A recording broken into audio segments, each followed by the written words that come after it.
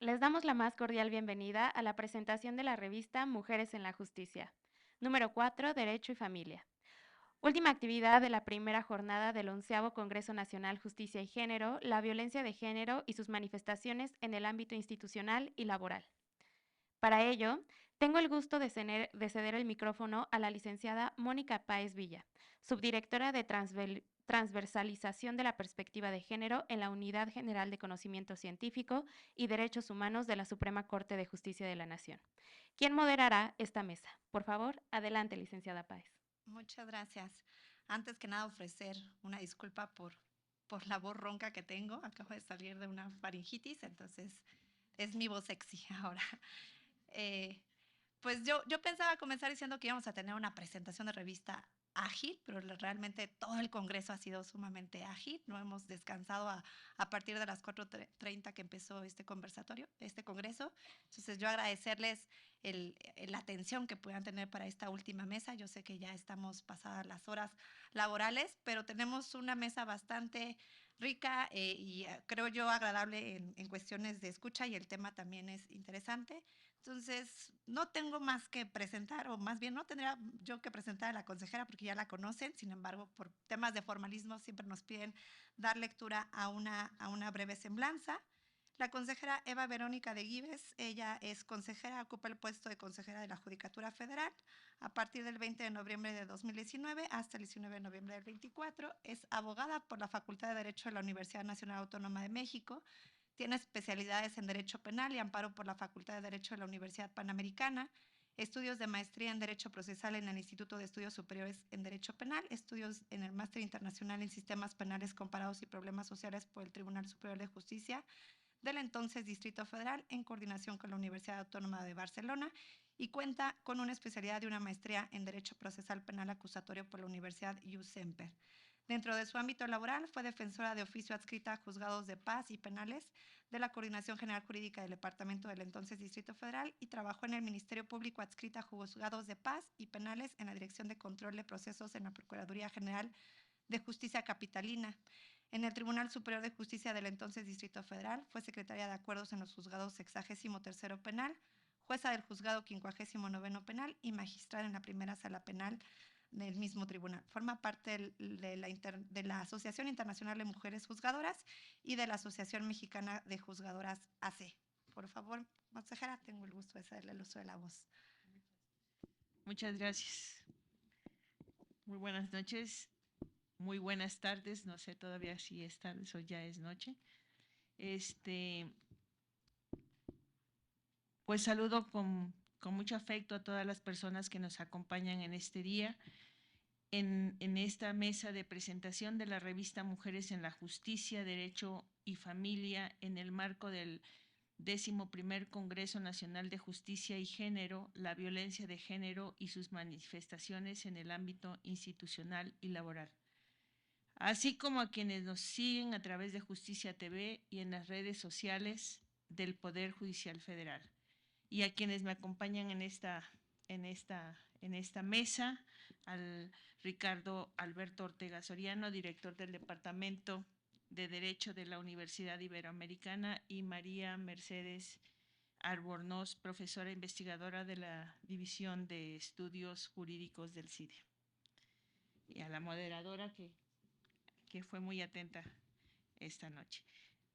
Es de reconocer el compromiso que existe en el Poder Judicial Federal para consolidar una política que impulse la eliminación de la violencia de género en los espacios laborales, partiendo desde una perspectiva de género interseccional que ofrece una comprensión más inclusiva de feminismos, reconociendo que no se basan únicamente en la defensa de un solo sujeto, sino en el avance de un objetivo colectivo.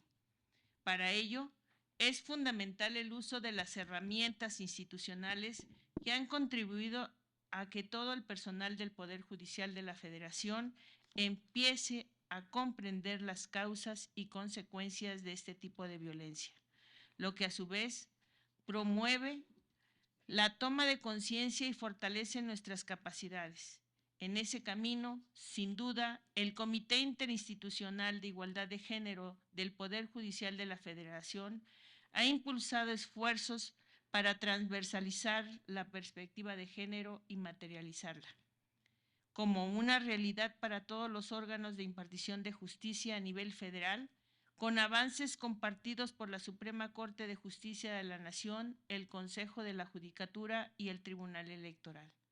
Por ello, me gustaría hacer una remembranza de este órgano colegiado y situar a la revista Mujeres en la Justicia como uno de sus grandes logros, al posesionarse como un valioso y reconocido insumo académico, pero también como una firme apuesta a la sensibilización del funcionario.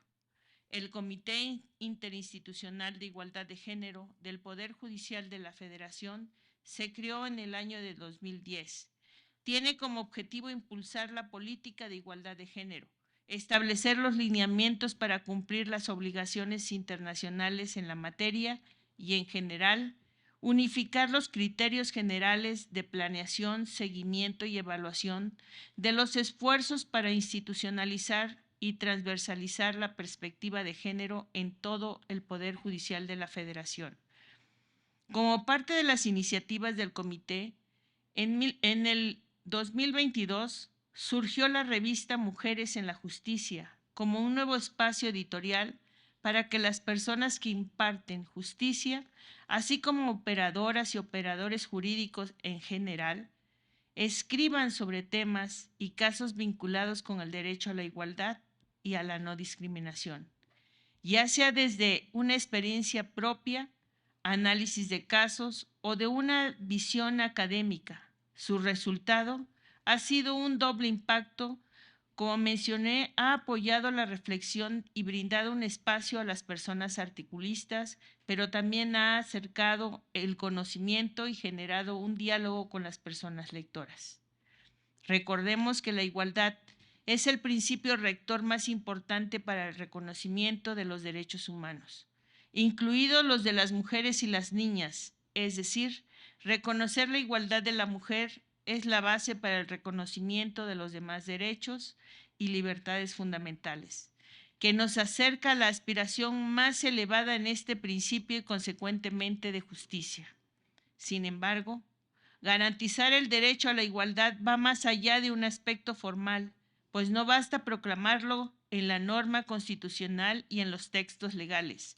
En efecto, es un imperativo transitar hacia la igualdad sustantiva, que no es sino la igualdad de oportunidades en el goce y el ejercicio real y efectivo de los derechos humanos de todas las personas. Para ello, resulta clave escuchar a las personas, así como garantizar que la información efectiva les llegue. En respuesta a ello, la revista ha tenido 2 puntos positivos en cuanto a su difusión, pues se ha socializado mediante su versión impresa y también a través de un formato digital, por medio de la página web de la revista. Se trata de un insumo completamente gratuito, descargable en su totalidad, en línea y al cual también es posible suscribirse para recibirlo por correo electrónico. Durante el año 2022 se realizaron diversos eventos de presentación de la revista. Uno de ellos fue el 10 de marzo en el marco del Día Internacional de las Juzgadoras, así como en la conmemoración que hoy nuevamente nos trae aquí. Quiero aprovechar este día para destacar que el 25 de noviembre es un día conmemorativo, es un llamado a la acción, pues la eliminación de la violencia contra las mujeres en toda su diversidad no puede esperar ni un día más. Hace más de 300 años, la filósofa inglesa Mary Astell formuló una pregunta que resonó a lo largo de la historia. Si todos los hombres nacen libres, ¿cómo es que todas las mujeres nacen esclavas? Este cuestionamiento enraizado en el pensamiento ilustrado nos lleva a reflexionar sobre la búsqueda constante de la justicia y la igualdad en nuestra sociedad. El concepto de esclavitud al que Astell alude trasciende las cadenas físicas para adentrarse en las estructuras más sutiles pero igualmente opresivas. Ser mujer en un mundo moldeado por y para los hombres, ha demostrado ser un desafío monumental. No se trata únicamente de la imagen clásica de la esclavitud, sino de una lucha diaria contra la invisibilidad, la discriminación y la falta de oportunidades. Nos encontramos en una sociedad que a lo largo de la historia ha erigido instituciones que reflejan una marcada masculinidad, un sistema patriarcal arraigado y una verticalidad que limita la participación equitativa de todas las personas miembros, lo cual no es la excepción en el Poder Judicial de la Federación. En este punto crítico de la historia, debemos recordar que la justicia no puede ser selectiva ni excluyente. La búsqueda de la justicia no se trata simplemente de corregir las injusticias del pasado, sino que debemos desafiar las estructuras obsoletas, los estereotipos arraigados y los prejuicios que perpetúan la desigualdad. La justicia exige un compromiso continuo con la igualdad, la equidad y el respeto mutuo. Necesitamos redoblar los esfuerzos y que los resultados comiencen a dar frutos. En atención a esta reflexión, los 3 primeros números buscaron contar con experiencias, investigaciones y testimonios de personalidades, en su mayoría del ámbito jurisdiccional, de los que se puede advertir, entre otras cosas, que existen violencias que hieren con una precisión tal que dejan huellas en el cuerpo o en el alma, así como otras que invaden de manera silenciosa las relaciones entre quienes forman una pareja, una familia o una organización. Este año, y en seguimiento a la necesidad que subsiste por parte de la sociedad de recibir justicia y sentirse escuchada, el comité decidió continuar con todo este trabajo y el día de hoy nos trae este último número, Derecho y Familia, como parte del rediseño de la revista para incluir las ideas y las voces de las demás mujeres desde diversas áreas del conocimiento y geografía, que desde distintos ámbitos como la judicatura, el servicio público, la sociedad civil y la académica abonan con sus investigaciones y estudios a las reflexiones y debates actuales sobre la igualdad y el género. Este número busca hacer muy visible la perspectiva interseccional que da cuenta de los contextos y circunstancias particulares que agravan la desigualdad y discriminación por razón de género, al sobreponerse otros factores como la edad, discapacidad o la condición social. Con el propósito de lograr estos objetivos, me parece que el rediseño de la revista es un gran acierto, ya que cada edición estará dedicada a una temática específica y los artículos que la integran conformarán 3 secciones. Haré una breve descripción de las secciones. La primera es llamada Ágora. Se configura como un espacio de reflexiones desde distintos lugares del país y del mundo sobre temas de actualidad e interés sobre igualdad y perspectiva de género. La segunda sección se llama Voces de otras disciplinas y abre un espacio en la revista para la colaboración de voces y miradas desde otros campos del conocimiento diferentes al jurídico, lo que permite hacer una reflexión sobre condiciones y retos para el acceso a la justicia desde una perspectiva de género e interseccionalidad. La tercera sección es el conversatorio, que ofrece un espacio de diálogo y debate escrito entre especialistas que permiten reconocer la pluralidad de posturas y opiniones que se complementan o confrontan, pero todas las cuales abonan a la construcción de las sociedades más igualitarias. Con esta nueva estructura, la edición que se presenta el día de hoy sobre el derecho y familia permite dialogar e informar desde una perspectiva de género sobre los cambios sociales y las nuevas posturas académicas y jurisprudenciales sobre la relación entre el derecho y las familias, así como la necesidad de adoptar estrategias coordinadas que aborden estos temas para la promoción de la tutela de los derechos humanos en todas las esferas de la sociedad y su diversidad de familias. Es imperativo reconocer que la violencia de género no conoce fronteras, clases sociales ni niveles educativos. Nos atraviesa a todos. En ocasiones, la percibimos como una sombra cuyo rostro no queremos reconocer, a pesar de que por razones de dignidad, de integridad, de amor, incluso de sobrevivencia, se vuelve ineludible de reconocerla, enfrentarla, prevenirla y combatirla. Al abordar este tema desde el prisma del derecho y la familia, nos enfrentamos a la responsabilidad de adoptar nuevas estrategias que no solo busquen sancionar a las personas perpetradoras, sino que también se enfoquen en la prevención y en la creación de entornos seguros y asequibles para todos. Las diversas formas de familias que coexisten en nuestra sociedad requieren una atención especial, pues la violencia de género no distingue entre estructuras familiares y puede trasladarse a cualquier entorno. Por lo tanto, es esencial que nuestras estrategias y enfoques legales se adapten a la diversidad de familias presentes en nuestra sociedad actual. Debemos garantizar que las víctimas de violencia de género, independientemente de su entorno familiar, reciban el apoyo necesario y encuentren un refugio seguro. Finalmente, al analizar la relación entre el derecho y las familias desde una perspectiva de género, debemos recordar que nuestra labor va más allá de la teoría y la legislación, lo que nos exige realizar una reingeniería organizacional y social. Se trata de construir un futuro donde la igualdad y el respeto sean los cimientos sobre los cuales edificamos nuestras comunidades.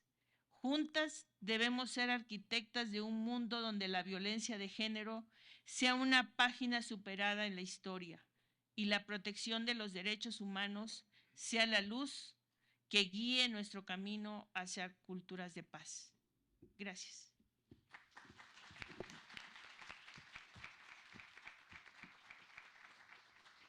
Muchas gracias, consejera, por este recuento de lo que es la revista Mujeres en la Justicia. Creo que en esta breve exposición nos hizo saber cuál fue el origen que se tuvo para la creación, como usted bien mencionó, de este espacio editorial, de reflexión, de diálogo, en un inicio entre personas juzgadoras, a fin de que nos puedan compartir sus experiencias, los casos en los que estaban trabajando.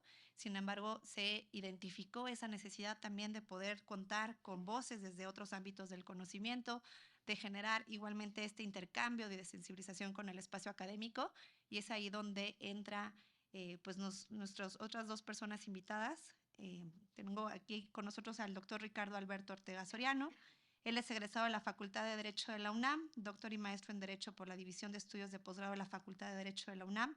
Tiene estudios avanzados en Unión Europea y Derechos Humanos por la Universidad de Alcalá de Henares en España. Hasta agosto de 2014 se desempeñó como director ejecutivo del Centro de Investigación Aplicada en Derechos Humanos de la Comisión de Derechos Humanos del Distrito Federal en México.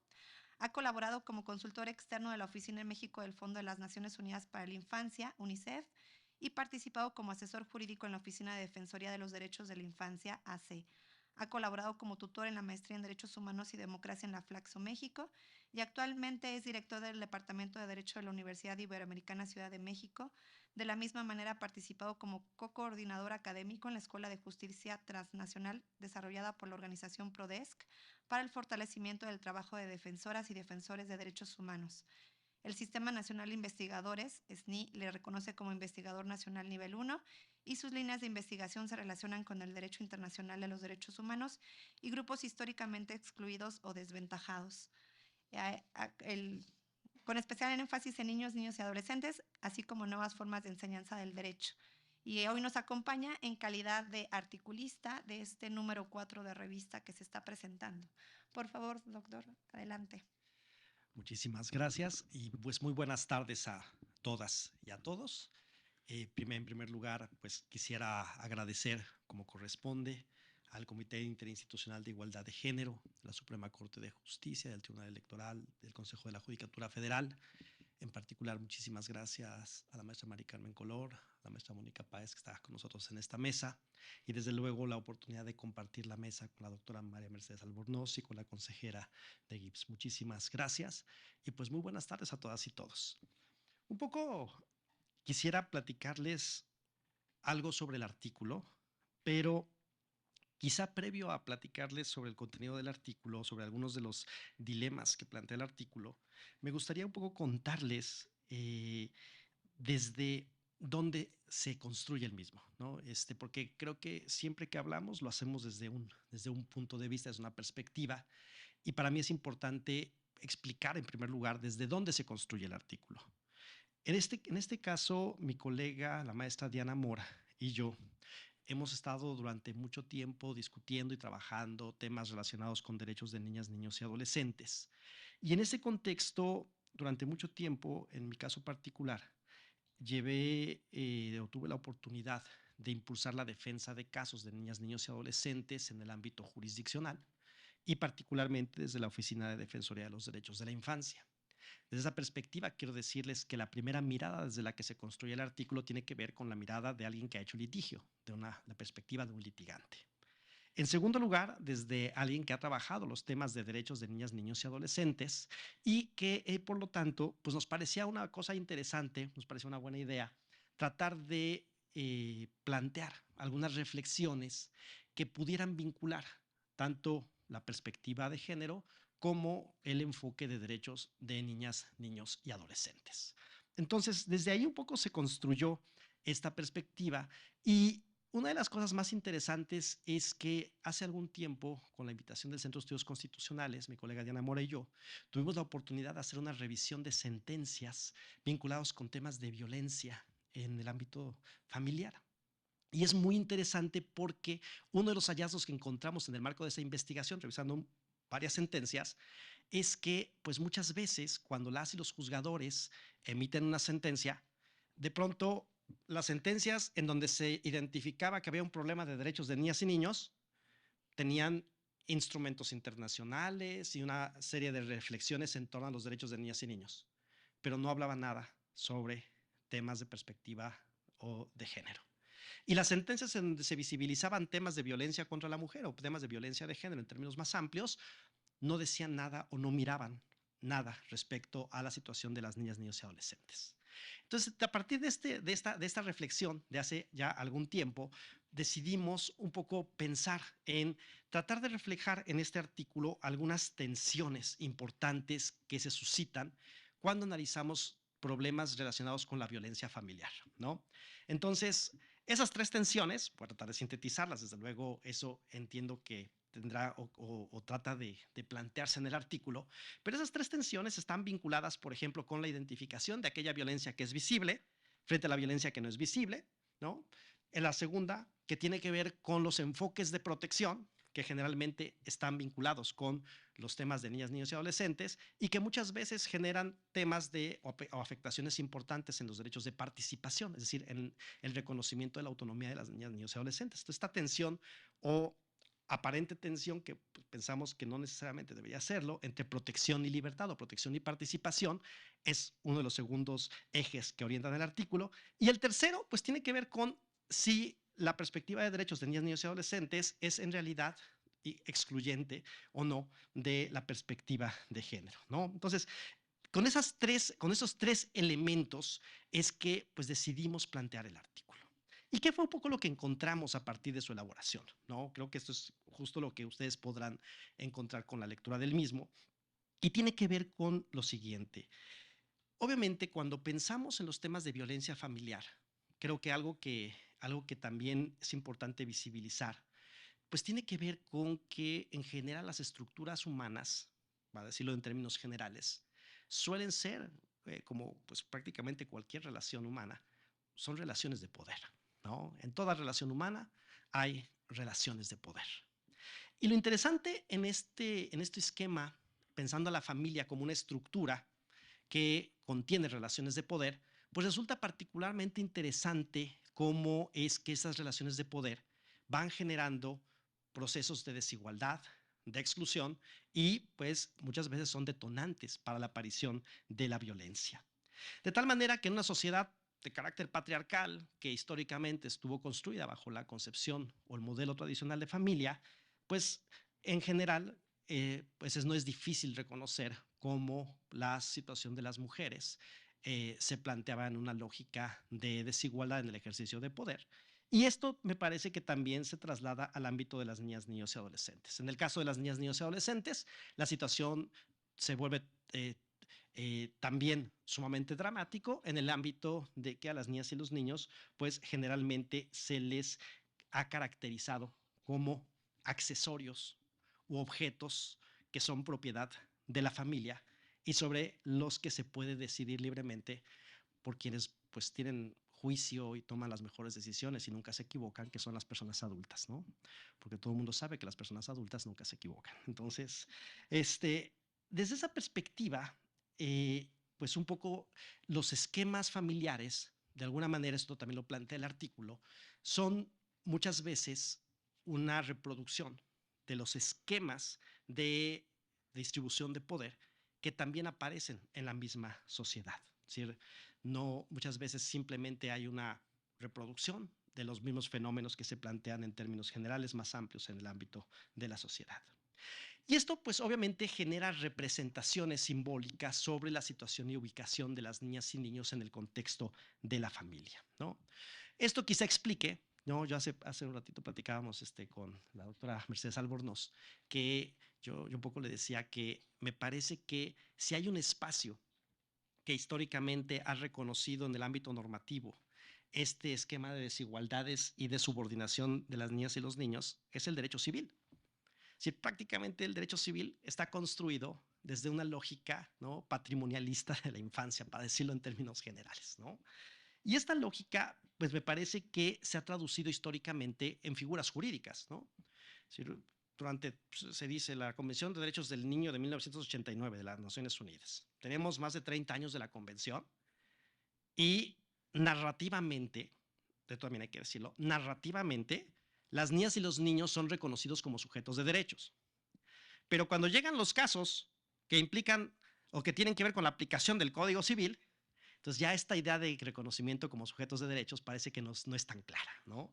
Y entonces de pronto aparecen figuras como la patria potestad o la tutela, que son figuras esencialmente construidas de esta lógica patrimonialista y que subordina o que cosifica a las niñas y a los niños. Afortunadamente creo que ha habido procesos interesantes en el ámbito del derecho civil y el día de hoy hay un fuerte impulso para reinterpretar o redefinir estas figuras tradicionales que ahora se identifican o se denominan como figuras de representación parental, ¿no? En donde ya no se trata de ver quién es el dueño o la dueña del niño, sino de lo que se trata es de entender que las figuras de representación parental son más bien mecanismos que permiten a las niñas y a los niños acceder a sus derechos. Pero estamos en un momento interesante en donde me parece que empiezan a generarse algunas sentencias, incluso algunas de la primera sala de esta Suprema Corte, que han venido a reinterpretar y a resignificar estas viejas figuras construidas de esta lógica adultocéntrica, patrimonialista de las niñas y los niños y de corte pues, eminentemente tutelar, ¿no? Ahora, no sé cuánto tiempo me quede porque estoy bien. Bueno, avisas porque si no yo me puedo seguir. Entonces, una vez que está planteado un poco este panorama respecto a la situación de las niñas y los niños en los contextos de familia, pues nos parecía interesante entender cómo operan las diferentes formas de violencia al interior de la familia, ¿no? Y entonces, pues hay algunos elementos de violencia que son pues más o menos visibles, que son bastante claros y en donde generalmente son fáciles de ver, para decirlo de alguna manera, ¿no? Estas formas, por ejemplo, de violencia, que me parece que podemos llamarlas de violencia directa, ¿no? Básicamente, pues operan desde estas lógicas de donde las niñas y los niños se encuentran en una posición de ausencia de poder y pues ustedes las ubican o los podemos ubicar muy fácilmente, ¿no? Descuido o trato negligente, maltrato psicológico, la violencia física, la idea que todavía está pues muy acentuada en la sociedad que piensa que los golpes o el castigo corporal es una forma válida de educación, ¿no? Que pues, de pronto uno sale a la calle y ve de pronto prácticas que todo el mundo incluso visibiliza de manera o normaliza, ¿no? En términos de una práctica cultural, o incluso formas de abuso o de explotación sexual, que son formas que de alguna manera se pueden observar de manera más o menos visible. Pero también existen otras condiciones, otras formas de violencia que son más difíciles de ver, ¿no? Y estas otras formas de violencia, ¿no? Me parece que resultaban interesantes para el planteamiento de este artículo, porque son las que me parece nos permiten apreciar de mejor manera algunas de estas tensiones entre los diferentes enfoques, entre protección y libertad, y ahorita voy a un poco explicar a qué me refiero con ellas. Entonces, obviamente el Comité sobre los Derechos del Niño ha establecido obligaciones muy claras, no solamente para la familia, sino para las personas cuidadoras, y me parece que hay un marco internacional pues, muy importante al respecto, pero lo interesante es que cuando se plantean estas formas, vamos a llamarles más invisibles o menos claras de violencia directa, pues resulta más difícil los procesos de interpretación en relación con las niñas y los niños. Y entonces el artículo plantea dos ejemplos respecto a cómo es que esta violencia de pronto no se ve o cuando se ve se utiliza de forma que se revierte en contra de los derechos de las niñas y los niños.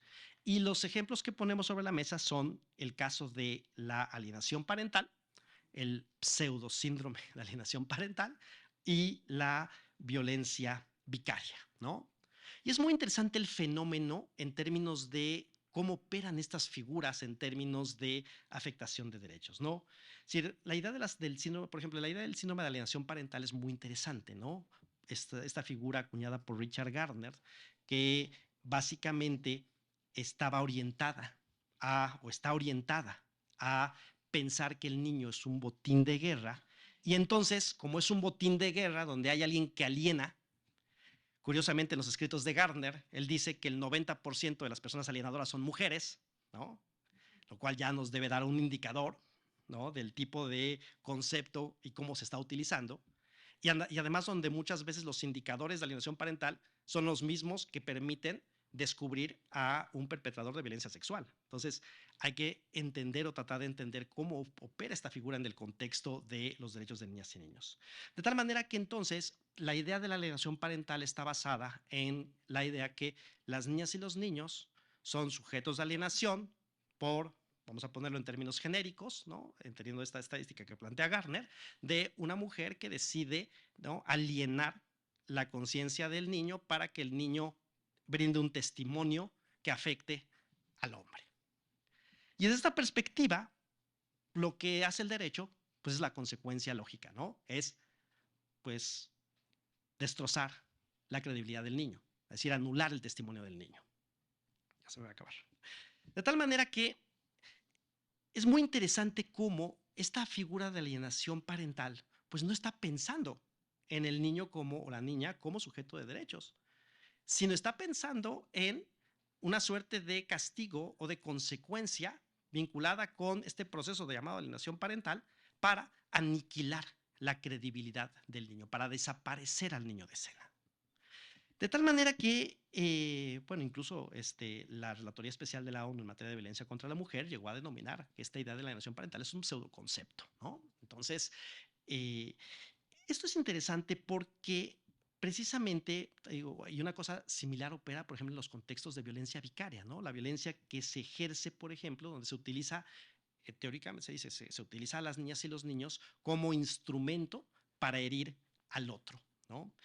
Y esto, a ver, también hay que decirlo con todas sus letras, esto no significa que no existan condiciones de violencia contra la mujer, no significa que se esté cuestionando la existencia de formas de violencia que instrumentaliza a las personas, no se está cuestionando necesariamente, ni se está cuestionando tampoco que es posible que las niñas y los niños puedan ser víctimas de algún proceso de manipulación.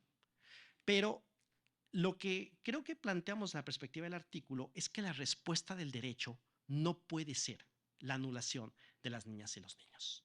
Y no puede ser tampoco desconocer la existencia de contextos de violencia y de las múltiples formas de violencia que incluso tienen impactos muchas veces desproporcionados en contra de las mujeres.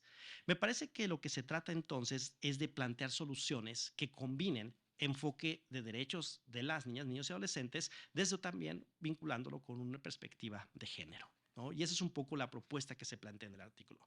Me quedan 2 minutos, estoy a punto de terminar.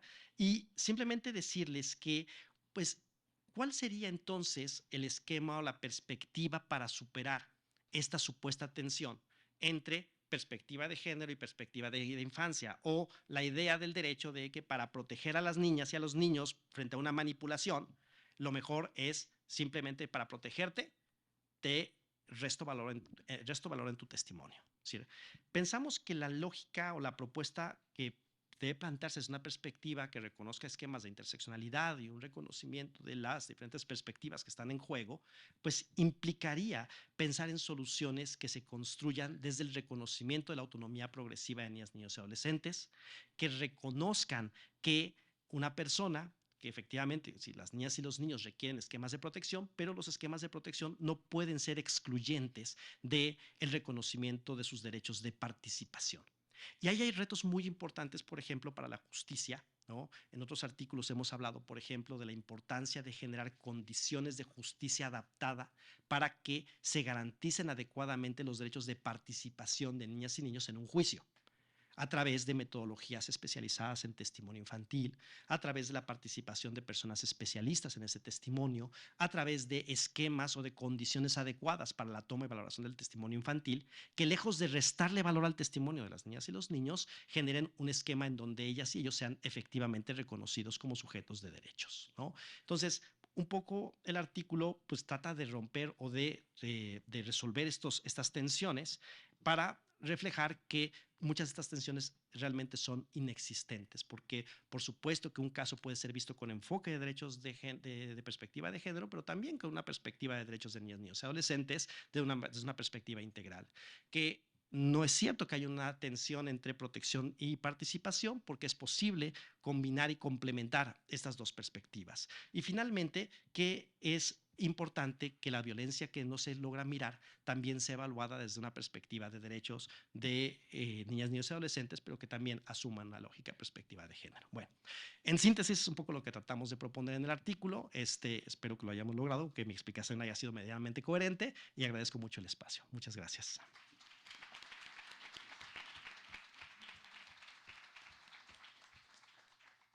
Muchas gracias.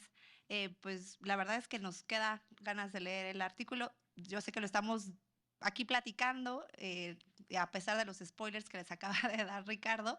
Allá afuera les estaremos compartiendo ejemplares de la revista para que ustedes puedan leer este y otros tantos artículos que están ahí en esta materia de derecho y familia. Por último, para cerrar esta parte de la formalidad de la revista, que como bien mencionaba la consejera, pues se quiere que sea una revista o es una revista de nivel, pues requerimos personas dictaminadoras de los distintos artículos que recibimos con el objetivo de que se brinde una revista útil, que sea una revista con el suficiente rigor académico y de publicación que se requiere, y por eso es que hoy nos acompaña la doctora María Mercedes Albornoz, dado que ella fue dictaminadora de uno de los artículos de la revista que estamos presentando. La doctora Albornoz es profesora investigadora titular del Centro de Investigación y Docencia Económica, CIDE, pertenece al Sistema Nacional de Investigadores de México, nivel 3, es asesora externa ad honorem de la Secretaría de Relaciones Exteriores en materia de Derecho Internacional Privado, abogada por la Universidad Nacional del Litoral Santa Fe, Argentina, es doctora en Derecho por la Universidad de París, Panteón Assas. En la misma universidad obtuvo el diploma de estudios avanzados en Derecho Internacional. Es miembro del número de Academia Mexicana del Derecho Internacional Privado y Comparado y miembro de la Asociación Mexicana de Derecho Internacional Privado. Por favor, doctora, adelante. Muchísimas gracias. Buenas tardes a todas las personas que nos acompañan, tanto aquí en la sala como en línea. Por supuesto que voy a empezar por los agradecimientos. Agradezco de manera especial al Comité Interinstitucional de Igualdad de Género del Poder Judicial de la Federación Y en particular tengo un agradecimiento específico para Mari Carmen Color, directora de Igualdad de Género de la Unidad de Conocimiento Científico y Derechos Humanos de la Suprema Corte de Justicia de la Nación, que fue quien en concreto me hizo la invitación para estar esta tarde aquí con ustedes. También, por supuesto, es un placer para mí compartir esta mesa, tanto con Mónica Páez como con la consejera de GBS y con el doctor Ricardo Ortega, de una institución geográficamente vecina al CIDE.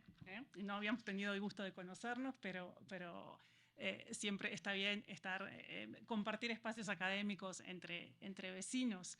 Efectivamente, como lo decía Mónica en mi presentación, yo estoy aquí como dictaminadora y no les voy a decir cuál es el artículo que dictaminé, pero me parece muy interesante esta invitación que nos hizo el Poder Judicial de la Federación para evaluar académicamente los artículos de una sección en específico de esta revista de Mujeres en la Justicia, cuya aparición, especialmente con respecto al número 4 de Derecho y Familia, celebro, por supuesto,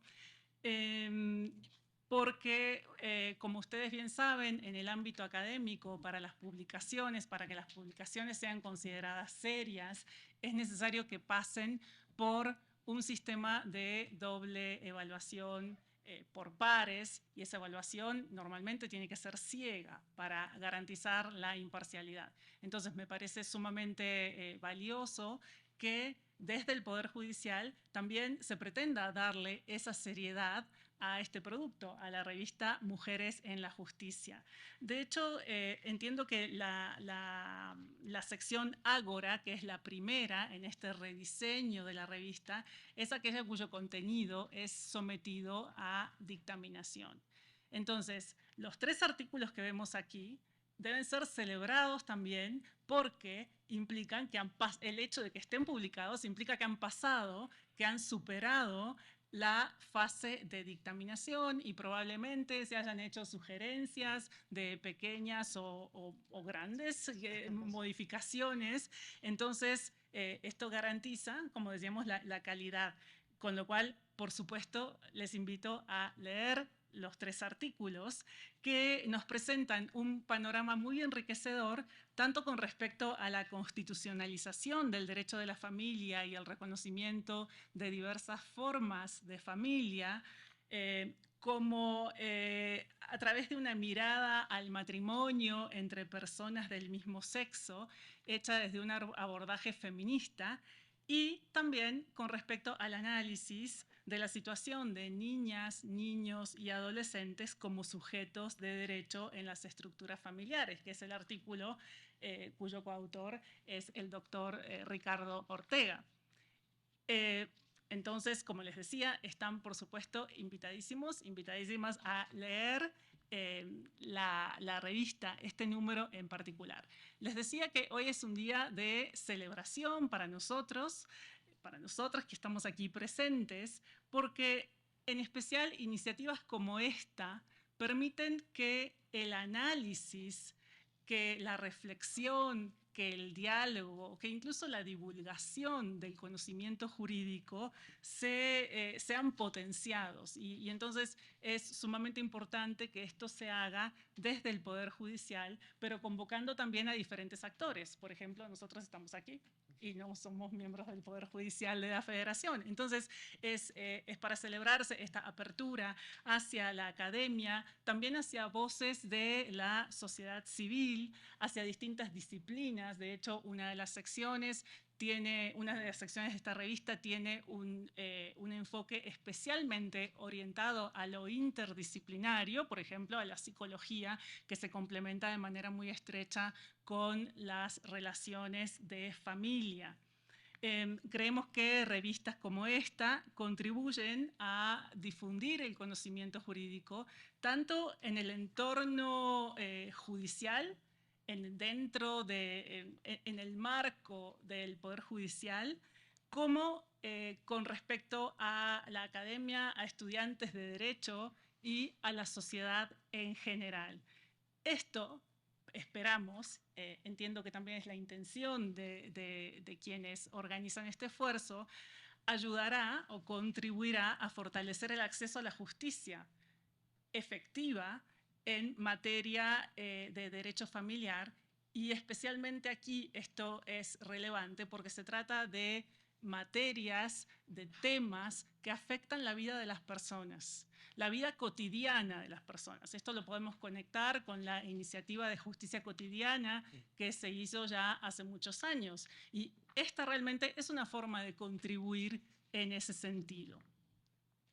No sé cómo estoy de tiempo porque me iba a poner el cronómetro y me olvidé de activarlo. Disculpen, empieza desde ahora, pero ya no va a servir de mucho. Si me avisan cuando falten un par de minutos, por favor. Y con respecto a los temas de fondo, a mí me gustaría destacar quizás dos ideas fuerza. O sea, ya que yo no estoy presentando un artículo en particular, ¿no?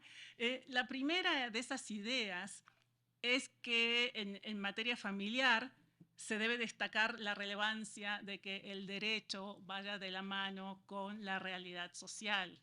Entonces, si bien las distintas formas de familia podemos decir que han existido siempre, el derecho no siempre las ha reconocido, ¿verdad?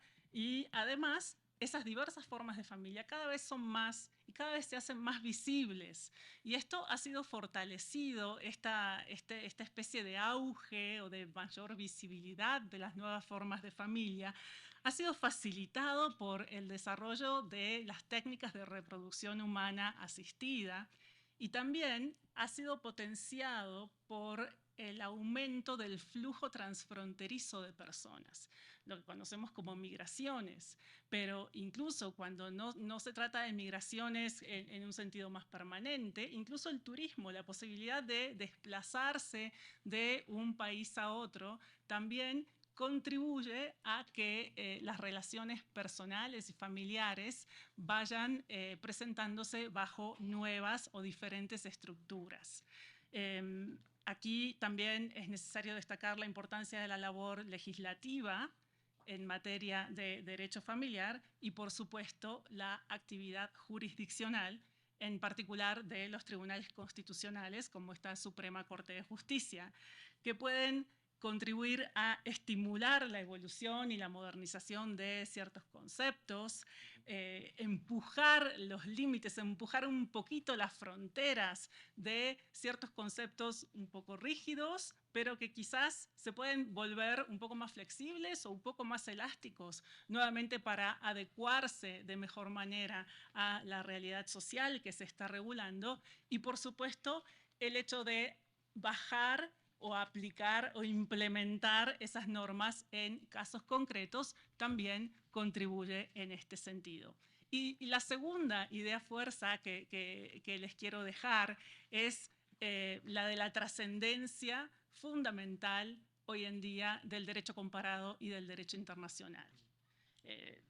Para poder regular en materia de derecho familiar, esto no es exclusivo de la familia, pero por ejemplo en materia familiar, y para poder aplicar estos conceptos adaptándonos a la nueva realidad, es importante tener en cuenta qué es lo que sucede en otros países.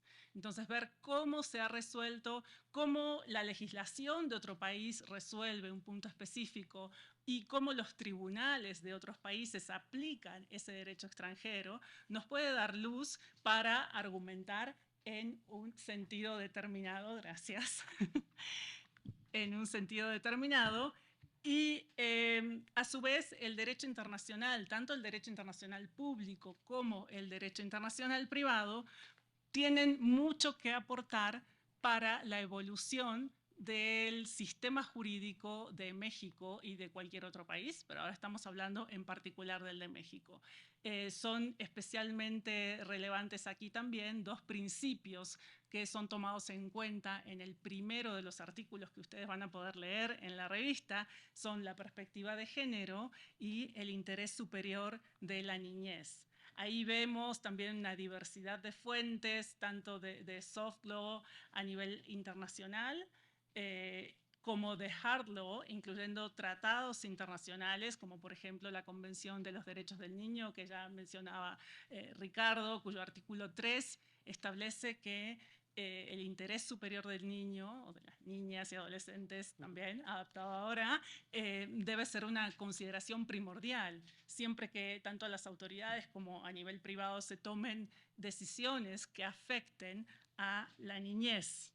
Y hay dos temas en los cuales se puede dar, desde la perspectiva del derecho internacional privado en particular, esa vinculación entre perspectiva de género e interés superior de la niñez, que son la gestación por sustitución transfronteriza y la sustracción internacional de niños, niñas y adolescentes. ¿Y por qué podemos ver ahí esta confluencia o esta intersección de ambos principios? Bueno, para empezar, en la gestación por sustitución transfronteriza, es decir, con elementos de extranjería vinculados a dos o más sistemas jurídicos estatales, el interés superior del niño o de la niña hace que busquemos, en principio, garantizar la continuidad transfronteriza del vínculo de filiación.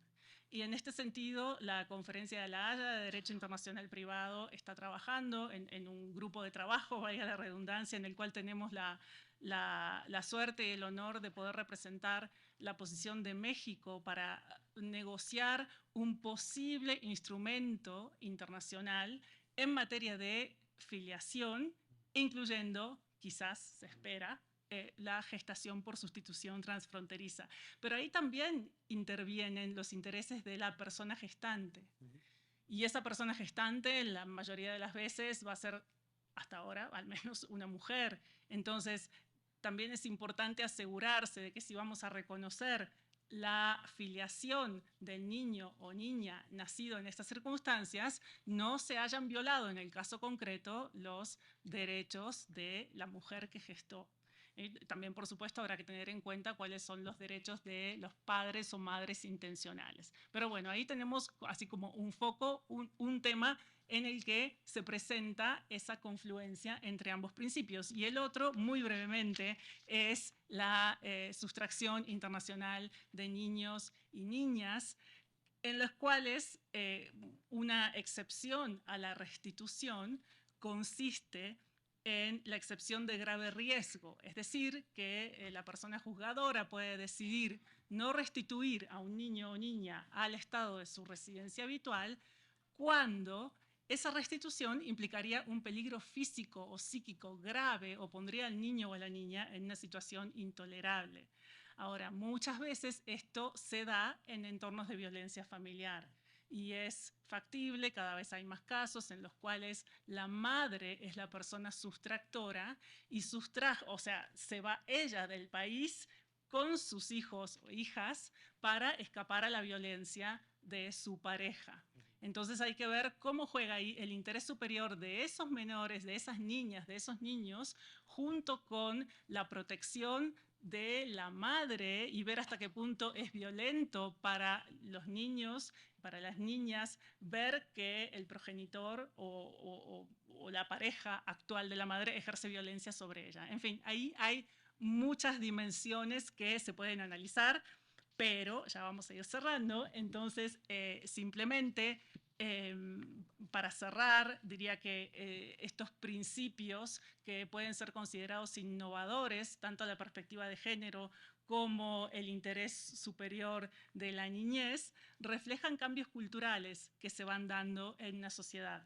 Y esos cambios culturales son graduales, entonces hay que tener un poco de paciencia a veces para ir convenciendo o logrando que los diferentes actores vayan internalizando estos nuevos principios. Y ya mi último mensaje es reiterarles que por favor están invitadas a leer la revista, el número 4 de Derecho y Familia. Muchísimas gracias.